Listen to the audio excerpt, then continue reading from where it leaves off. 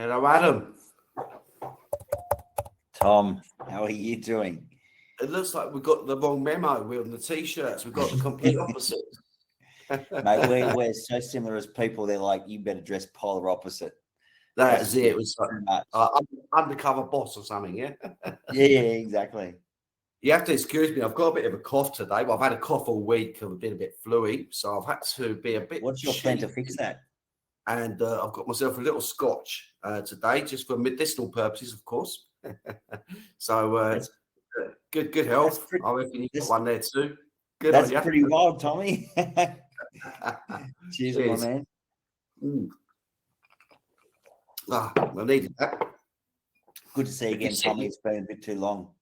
Yes, it has been too long. And I know you sent me an SMS the other day, and I felt bad because when I thought of you about 2 weeks before, and I meant to SMS you then as well. And then obviously a photo from the past of a little nice West Ham connection. That was it. Strangely enough, tomorrow morning I fly to Perth. I'm taking my 9-year-old son to watch West Ham and doing a pre-season tour, playing Perth Glory in Tottenham. So it's his first games at West Ham he's going to see. He's going to meet all the players and that. So that's all happening tomorrow. So yeah, mate, amazing. Looking forward to it. And you're just back from the Barossa Valley as well. Is that correct? Yes. Yep. Good. Just flew in last night. We went up there for 5 days, actually. That's a good tenure down there. There's plenty of wine, I'm sure. Yeah, right. So it's a good time for us to be catching up again because I'll have to slip you 1 or 2 bottles. There's some good stuff down there. It was good to get away. I'm just starting to bring it back into the routine again. That long weekends after COVID, it sort of stopped, and I just got stuck into the rebuild and fixing the hurdles and the up and down that we've seen. And it was a year or 2 later, I'm like, mate, I've got to get back into the balance, the work, and then getting away and enjoying. Well, let's crack into this then, because obviously we've got the privilege and luxury of knowing each other fairly well, and so we can sit here talking over a scotch all day long. But we need to introduce you to the community. Okay, the focal point of these interviews is absolutely nothing to do with me. It's all about yourself. Okay, so let's assume no one knows you at all, which we know isn't true because there are people here that you're familiar with. Okay, but please do us an introduction. Who is Adam? Who's Adam? So I'd have to say now, last couple of years, who is Adam is heavily around my business. We've been going for just over 10 years. We started as a sales business just over a decade ago. And then realized it was helping businesses with solutions that really sort of motivated us.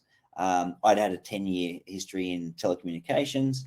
And then when we realized helping businesses was where we wanted to go, solar fell into our lap. So I started a solar business. And then we just sort of grew on from there and ran with solar. But I'm going to go too far down the work path. Who's Adam outside of work as well, mate? I don't have like a crazy amount of hobbies, in terms of over the years. I know I DJ'd when I was younger. I love playing sport. Those things come and go, but my main thing is people and catching up with friends, new colleagues like you and me. We met 2 or 3 times and instantaneously it's like we need to be lifelong buddies.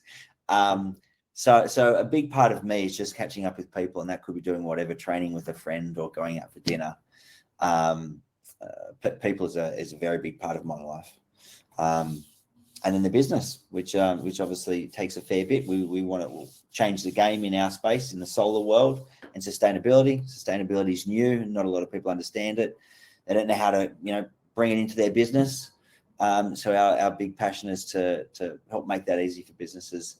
As it's now, it will soon be a staple. It'll be something that every business has to do. So making that easier for them is now a big passion of ours. Okay. You're born and bred in Sydney? I am, yes. Okay. Do you call it football or soccer, by the way?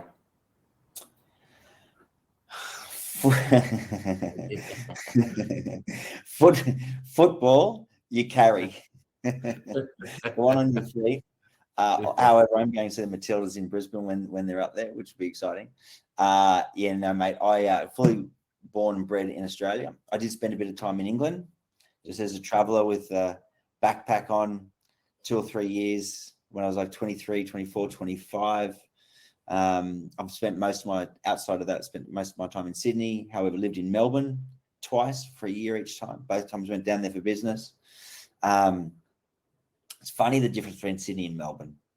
They're very different if you're from one of the two cities. If you're not from one of the two cities, they're very similar. They're a big city. We argue like the north and the south of the bridge, it's like which is better. But I actually think that Melbourne is a wonderful city and a city that I definitely would have loved to have grown up in. But I left there both times because it was family and friends that brought me back. But other than that, always been in Sydney. Okay. So you wrapped up how you described yourself as being a people person, okay? But you started off tagging yourself to your business, okay? And I'm a business owner too. I understand that we wake up thinking about business, we fall asleep thinking about business, and all we do is business, okay? It's quite consuming, and it's part of our identity. It's an extension of ourselves and the mechanism, the vehicle that we build. So that makes complete sense to me. It might not make sense to people that are not business owners that ever listen to this, okay? But why is it define himself as that, okay?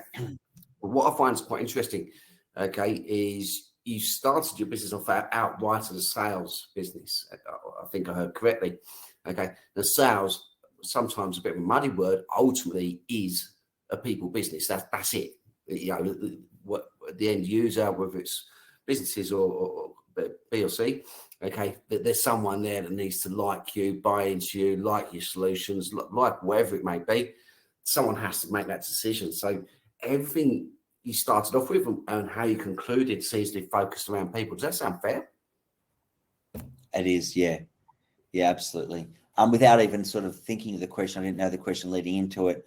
I probably wouldn't have suggested that was my lead, my main reason or answer. But that's how it come out, and so absolutely, in hearing that back, that is the main reason I run the business. I get up, I speak, with staff, speak with customers. It's to help make people have a better life. Okay. And one thing you said about your business just then is a word which is thrown around a lot these days. Okay. It's quite topical. I'm sure if someone wants to check it, it's trending and will continue to trend. And that's sustainability. Sustainability. Yeah.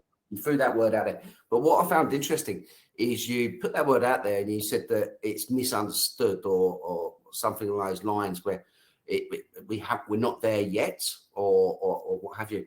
And I would imagine that because it's trending, a lot of people would like to think they live a sustainable life, or they're trying to be sustainable, or their business is sustainable, or they're doing everything they can do, or that they would argue that they fully understand it. People know that word. Okay. Sounds like you've got a counter argument to that. Yeah. So it's the what do we now do? The then what? And so sustainability is something that people do understand and know, and it's like waste and it's water recycling, and it's the main one is energy, sustainable energy. But if you truly asked or suggested to a business, all right, now go and implement and make a change. Where do you start? And one, where do you start? What do I need to do? But also, how do I calculate? How do I know what difference I'm making? And that's the big thing. Until you can visually see where you're going and what what you're doing is making a difference, it's not trackable. And so that's where we started on the back end of COVID, trying to understand how we can make it really simple for businesses to know where they're going and what changes they make. And what it's going to portray. I like that. I like this, like with anything, it's to have those tangible goals to really understand. So we we can make believe we're sustainable, but if we track our day to day, week to week, month to month, there's lots of opportunities that go and miss. And if anything, we're just compounding the problem, but believing we're in a different space altogether. So that leads me quite nicely into our next question for you. And hopefully, it's not a quick answer. Hopefully, I'll give you a chance to think about it. But asking Adam today, right now, what is your why? What's your answer? It was interesting what you said a moment ago, where my initial answer when you asked me what do I do or who is Adam, I come with business. And I think the reason for that, Tom, is because rightly or wrongly, now everything is about business in my world, because on the back of COVID, we come through, we come out of it okay, but the world changed. Multiple different elements in the way businesses run changed, and we went through a patch that was hard to get through. And we'd spent so we started our business in 2010. As I said, we got into solar, and we re-engineered it in 2018, and we become a commercial solar business. We realized the way for us to really make a dent and to make a change was to move from residential into commercial. So we re-engineered the business and kicked it off, and we made a lot of progress, and we're really ready to scale. COVID for most of us. Some would have had businesses that accelerated through that, but we did it tough. But we had just the beginnings of this snowballing effect that was just stopped still. And so now the last sort of 18 to 24 months has truly been nothing but getting back to that position where we can do what we're about to do before, and that sort of scale and help this current new emerging market that we're in. So my why, I guess deep down, it's constantly changed. Like some will have the same forever, and some will mine actually has changed, but the overarching thing has been, how can our business make a change to the people we touch? And truly make a change. And so to your point before, where you said sustainability, some people would say they've got it. It's more around it wasn't a requirement, or it wasn't something that we do only 5 years ago. Most industry verticals have been around for decades. So no one can expect to understand what it is. We don't even truly know what it is. And we've been working on it for 3 or 4 years outside of solar, but sustainability as a whole. So we've been lucky enough to have a good feel-good product, which is solar. But now, on the back of COVID, when we had some time to re-engineer what we did, we realized, let's hit this from top down and to understand sustainability as a whole. I'll go into it a bit later. I'm sure you'll ask the questions, but we've created 2 new businesses which really help us go down that path. But yeah, so wrapping up the why, it's what's my why? It has nicely now got into a position where it's about sustainability, and sustainability is about how we can help from the top level, how we can help the planet, how we can help change the way the environment allows us to grow as communities, as countries, and then how can we help businesses come on our journey. Businesses at the moment, their key motivation is to make profit, to have good staff, to help their staff. But it can't be about sustainability. That's not what they do. How can we help them come on our journey? Our business, saving the planet one roof at a time, is our tagline. And how can we make it easy for businesses to do the same with us? Okay, I like that. And going back, I will touch on your 2 business streams in this component, in all fairness. But you said, obviously, as verticals go, sustainability itself is brand new, comparatively speaking. It's last cab out the rank. But one thing which went hand in hand with this, which is definitely new, was a circular economy. Okay, which I know you're familiar with. Have you managed to circumnavigate your business to have a circular economy yet, or not? Yeah, not in the, so there's multiple ways for that. One is manufacturing, which is recycling, bringing things around. In a real different sort of level, we have got a model that I feel is circular. So, as mentioned a moment ago, through COVID, we built 2 new businesses. One of them is C Carbon Zero, business that helps an organization, a consumer, if they need to, but in our world, it's an organization, understand what their carbon footprint is, and how they can manage that moving forward, how they can go on their journey towards mitigating and heading to net offset. We've used AI technology, which makes it simple and quick and low cost. 2 years ago, to understand what your carbon footprint was, you'd need to get a sustainable expert in, pay upwards of $40,000. And now for a couple of $1,000 with technology, within a week, you'll know what your sustainable footprint is. And then you've got software to say, okay, if we make this change or that, if we do energy or water or waste, how can we bring it down to zero? And you can put a target in place. A business that's 10 staff or a business 500 staff, within a week, you can have a sustainable strategy in place. And then the other is we've created a fund, a sustainable fund, which helps deploy sustainable funds over rooftops for solar energy, which is the number one, the key way in which you can bring down a footprint is through solar. Carbon footprint drop for dollar spent, solar does the most of that. So yeah, there you go for your circular, Tommy. It can come in, understand what your carbon footprint is. Put some solar up to reduce it as much as possible. We've got funding to help in other ways and bring down your impact on the globe. I love it. And that rounds, wants better terminology, rounds off quite nicely the extra businesses and where you're going and what you're doing. So we like that.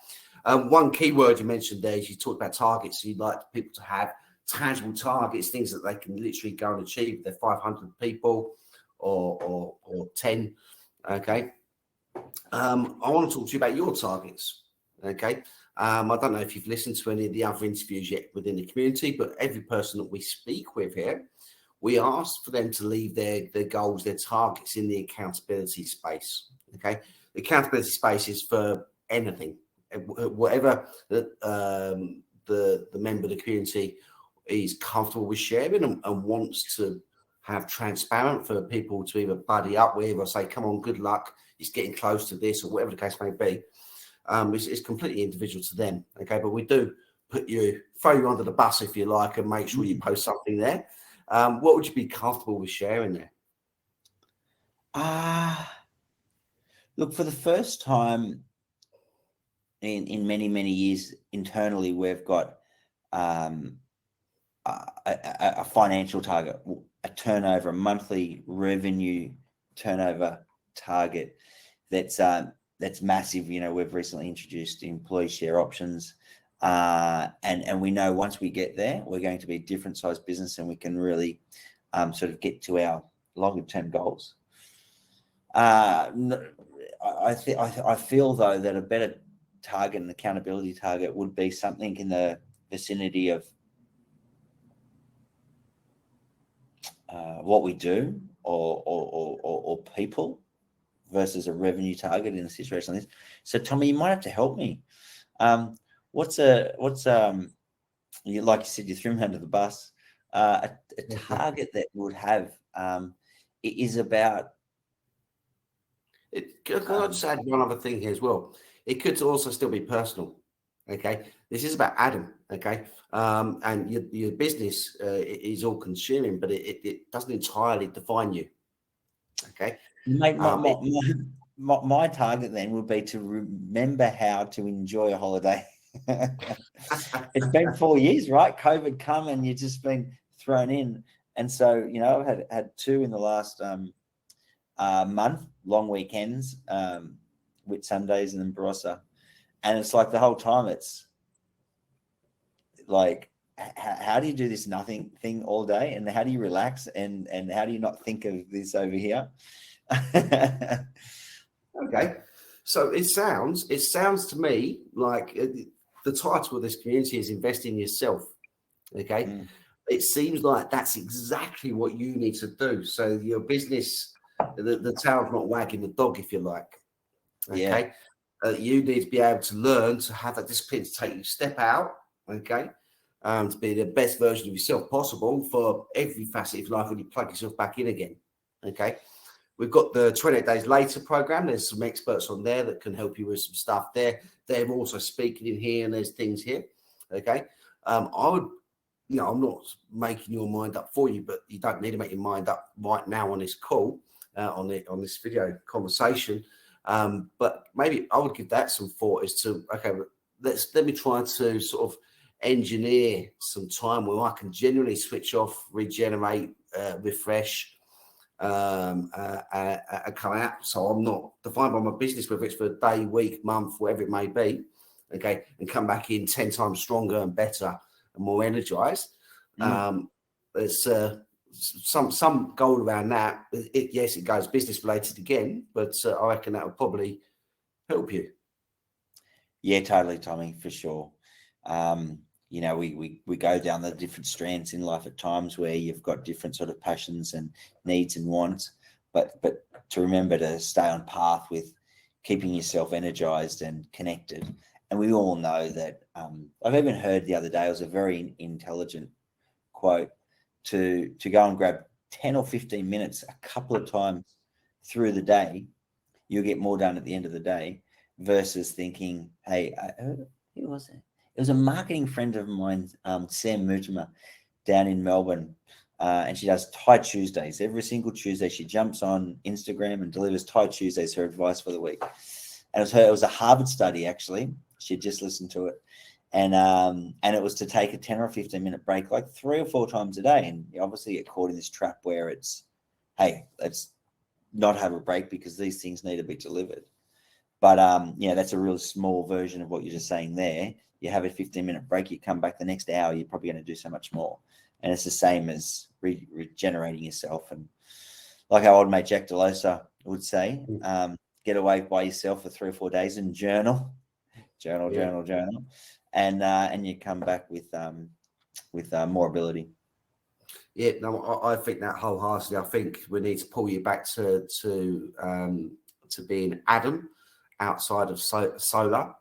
Get some sustainability philosophy back onto yourself. Okay. And I think speaking in this platform is quite a good opportunity for you, because everything's here for you to do exactly what you need to do. Just drift in, engage, listen to other speakers, whatever. There's a gentleman coming up soon that I'd highly recommend you reach out to, a guy called Shane Fozzard. Okay, and he's from the Gold Coast. He talks about the I forget the terminology now, but the rhythms during the day, and all a little bit different for each person. But if you listen to them and work them out, you work out when you need that 10 minutes. When you're high productivity and you work yourself out. It's not strictly down to your 9 to 5, which obviously Dolly Parsons' part-time hours that she moaned about. Okay, like all right.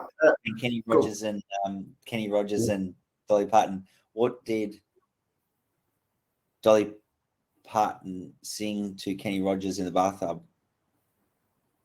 Islands in the Stream. Good tune, that one. Okay, all right. So just to wrap these things up, okay, so people will listen to this for quite some time into the future as the community matures and grows and the engagement increases. What will happen when people listen to this, they'll probably send you a message and engage with you somehow, okay? They may not all be business owners, may not all be to solo, or wherever the case may be, okay? But if you to say to them to reach out for you for one thing, what would that be? What would they?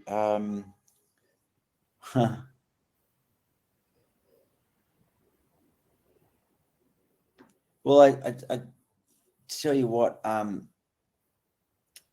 thought you were going to sort of ask about advice in a sense, and it's funny. It popped up recently. I had a mentor. He's almost like a bit of a father figure to me. I met him through business 5 years ago. Paul Hennon's his name. And And he'd always tell me that, I think we know this now, but many years ago, people seen that somebody's gone from nowhere to here, and it's happened overnight. Sometimes that can happen, but success doesn't happen overnight at all, and it can't. And even the greats that we know, even just in our sphere, in our circle, behind the scenes, they're putting in a lot of work, and it doesn't happen overnight. And it's the mindset that really makes a difference. And we all do things that are a bit hard, and we might train or work a bit longer. But I think it's about doing things that make you uncomfortable. To do something constantly that makes you uncomfortable. And when I say that, I don't mean like run out in the street, or speak in public if you don't need to. But things that you want to do that you're thinking, oh, that's a bit harder, or no, I don't feel like doing it right now. Continuing to do that is the thing, and you get into habit. You get into a habit of doing those harder things, and you don't move forward in life, whether it be success in business or personally, unless you're continually doing things that you weren't doing yesterday and growing. So if it's to your point, Tom, about reaching out to me, it would be just to have a conversation. If you feel that you're stuck, or you feel that just having a new chat, a chat with a new person that you haven't met before, it might start with just, hi, how you doing? You ask about each other. I think there are some fabulous conversations that can spawn from just reaching out to somebody that is in the same similar headspace to you, and just having a chat about stuff, whatever that might be. I love that. So that's gone full circle again, back to your very first point, is you're a people person. Yeah. So that's it. I enjoy it. And yeah.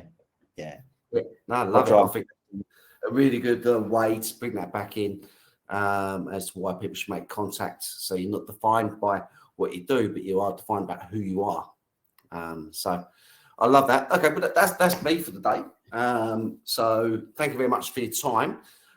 We do tend to ask people to sign us off on an antidote, but I think I'll put you on the back foot a few times already today. It's up to you. Hit me, Tommy, hit me. Yeah, no, anything you'd like to sign us off with, is the floor's yours. That I found out about, I don't know if this is a new business venture or it's been going on for a while now, but what you're doing 6 or 9 months ago, it might have been, you had an event. And I'm glad that I reached out to you and said it's been too long and we need to have a beer, because I'm really keen to find out about your business. I'll do this with you, maybe in a one-on-one setting, and see how things are going. But I really love the way there's certain people out there that are helping people dig deep into themselves and ask the questions, the why, the purpose. It's something that's now known that is really very helpful, but it's not easy to understand within yourself how to do it, and you get caught up. You get caught up, just living your life, and before you know it, 6 months or 12 months has passed. So it's really nice to know that there's those people out there that just put that as their higher purpose. So I'm really excited, Tom. I'm excited next time I chat to you to find out how things are going in this space and how many people are coming and chatting and having this conversation together. Yes, thank you very much. I think it's a lovely send off, and yes, it's been too long, and I cannot wait until we have our catch up in person. So yeah, thanks again, Adam. I'm going to sign off now. Thanks for your time. Yes, Slonja Bar, as they say in Scotland, for that one. Kampai. All right. Speak soon, Adam. Thank you very much. Cheers, Tom. Bye-bye. Bye-bye.